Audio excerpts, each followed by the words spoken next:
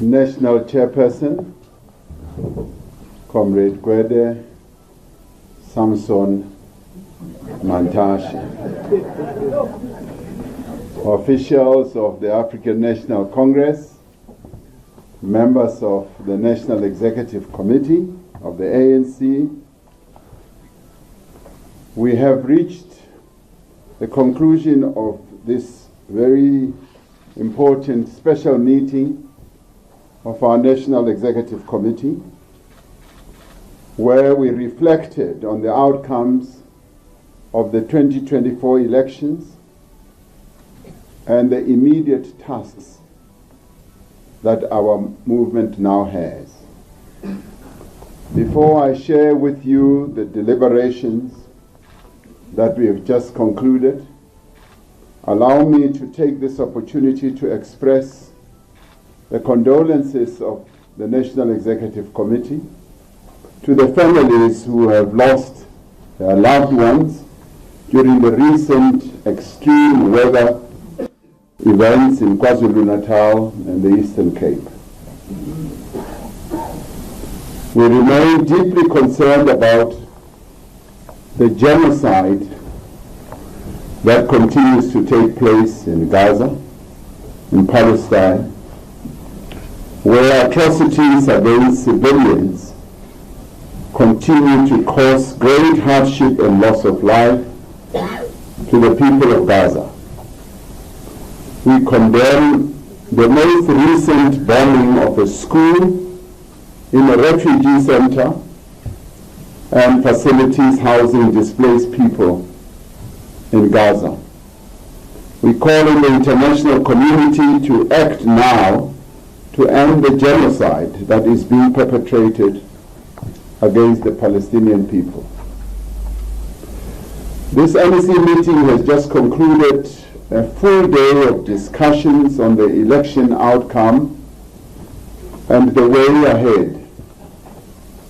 We have recognized that the people of South Africa have made their wishes known in free and fair elections.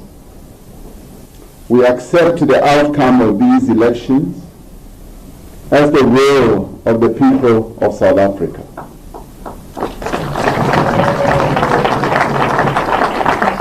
The ANC has emerged from these elections as the largest political party in the country. We are humbled by the confidence that the people of South Africa have shown in the African National Congress. We now say as the National Executive Committee that we have heard the concerns of the people of South Africa. We have also heard their frustrations and recognized their aspirations. The 40% vote for the ANC is a recognition that the ANC remains a pivotal partner in the country's search for a way forward, and that there can be no solution in our country without the ANC. That in itself places a responsibility on the ANC to ensure that there is unity, stability, peace and progress in South Africa. During the course of the discussions of the NEC, we have looked at various different scenarios for setting up government. As the ANC, with its 40% return of votes, cannot really set up government without cooperating with others. The discussions have been constructive, robust, thoroughgoing, and have enabled us to emerge with a unified consensus position. The NEC meeting has provided clear direction on the work that we must do over the next few days, as well as the next few weeks, to establish national and provincial governments that are stable, effective, and advance the interests of the people of South Africa as a whole. The ANC acknowledges that we are at a moment of fundamental consequence in the life of our nation. Our country requires extraordinary leadership and courage to plot a way forward. We must act with speed to safeguard national unity, peace, stability, inclusive economic growth, non-racialism, and non-sexism. We will ensure the continuation of a progressive agenda of social and economic transformation in our country. We have therefore agreed that we invite political parties to form a government of national unity as the best option to move our country forward. The modalities of the government of national unity will take into account the conditions prevailing at this moment in our country's history. The purpose of the government of national unity must be first and foremost to tackle the pressing issues that South Africans want to be addressed. These issues include job creation and the growth of our economy that will be inclusive, the high cost of living, service delivery, crime, and corruption. The NEC has agreed that this moment calls for the broadest unity of the people of South Africa. This moment also calls for multi-party cooperation and multi-stakeholder collaboration if we are to overcome the severe challenges that confront our country. From the results of these elections, it is clear that South Africans expect their leaders to work together to meet their needs. They expect us to find common ground, to overcome our differences, and to act together for the good of everyone. We are committed to ensuring that a government of national unity has the means and the ability to build an inclusive economy, to create jobs, to end corruption, to tackle crime and to improve the provision of services to our people. In establishing a government of national unity, we would be building on a very rich history of cooperation across divides of politics and ideology. We will be drawing on an experience with which South Africans are familiar and which served our country well at a time of great difficulty and division. 30 years after the achievement of democracy in 1994, we are, as the people of South Africa, once again called upon to ensure that we collaborate and that political parties should come together to forge a common future for our country. But it is not only political parties that need to come together. We believe that there is a need for a national dialogue which brings together all parties, all social partners, and all sections of society to seek consensus on the actions required to take the country forward. Such a national dialogue will enhance our pressing task of rebuilding social cohesion in a fractured society following a particularly toxic and divisive election campaign. With regard to the practicalities of the way forward, the NEC has benefited from a report on the preliminary engagements our task team has had with various political parties. The task team is composed of 5 national officials, except for the President and the Deputy President, that is convened by the Secretary General. together with other members of both the NWC and the NEC, as well as officials who support them. We have already held constructive discussions with a number of parties: the Economic Freedom Fighters, the Inkatha Freedom Party, the Democratic Alliance, the National Freedom Party, the Patriotic Alliance. We've also engaged our alliance partners to brief them on the process and will continue to seek their invaluable views and guidance. The ANC has entered these discussions with an open mind and a commitment to speak to all parties that have a stated intention to advance the interests of the people of South Africa. As the NEC, we have already agreed in April 2023 on certain principles that should guide our approach to collaborating with other parties in coalitions. The principles we will collaborate with other parties are based on advancing the building of a united, democratic, non-racial, non-sexist, and prosperous nation.